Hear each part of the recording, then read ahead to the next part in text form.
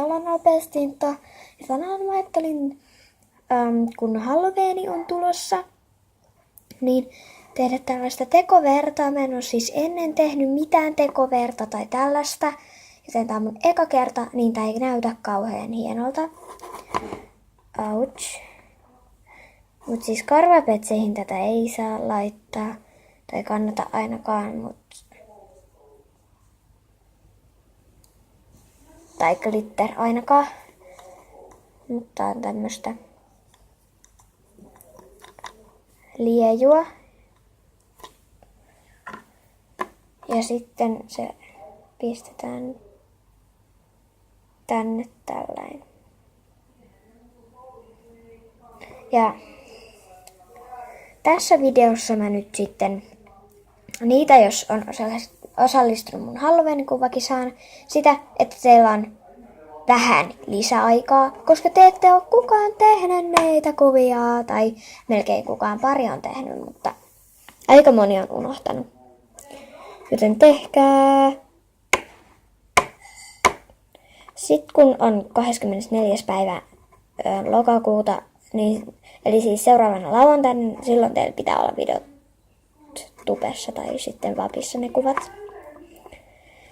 Mutta niin, mennään tähän juttuun. Eli mä teen sen nyt tähän pikkukuppiin. Mä laitan salaman päälle, koska tää mun kamera on aika huono, kun siinä ei ole salamaa. Tai tää kuvaus, mikä ihme onkaan. Niin, tää on vähän likainen, kun tässä on käytetty sellaista juttua, mutta ihan sama. Eli ihan ekaksi lisäät sinne vettä. Ja toi lika ei sit lähde täältä mun kiposta pois, että se on ihan pysyvää. Laitat vettä. Tollain.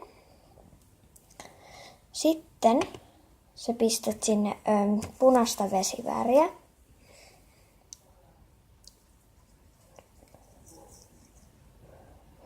Ja laittakaa kommentteihin mulle vinkkiä, jos olisi jotain muuta, koska tää ei oikein niin kauhean hyvä ole.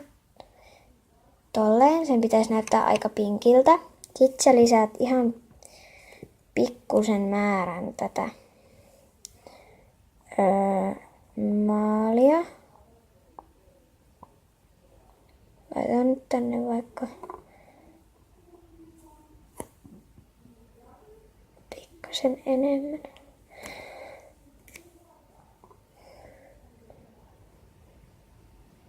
Noin. Sitten siinä on ihan hyvä määrä. Ja tää on sitten aika nopea video, koska tää on aika helppo tehdä.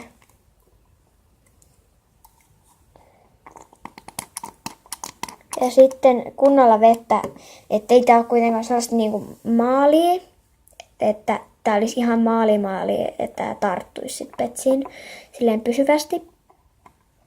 Mä just tuolla testaan vielä mun petsillä tätä. Ettei se sitten vahingossakaan jää kiinni. Mutta tässä tää video oli. Ei mulla oo nyt muuta. Moikka!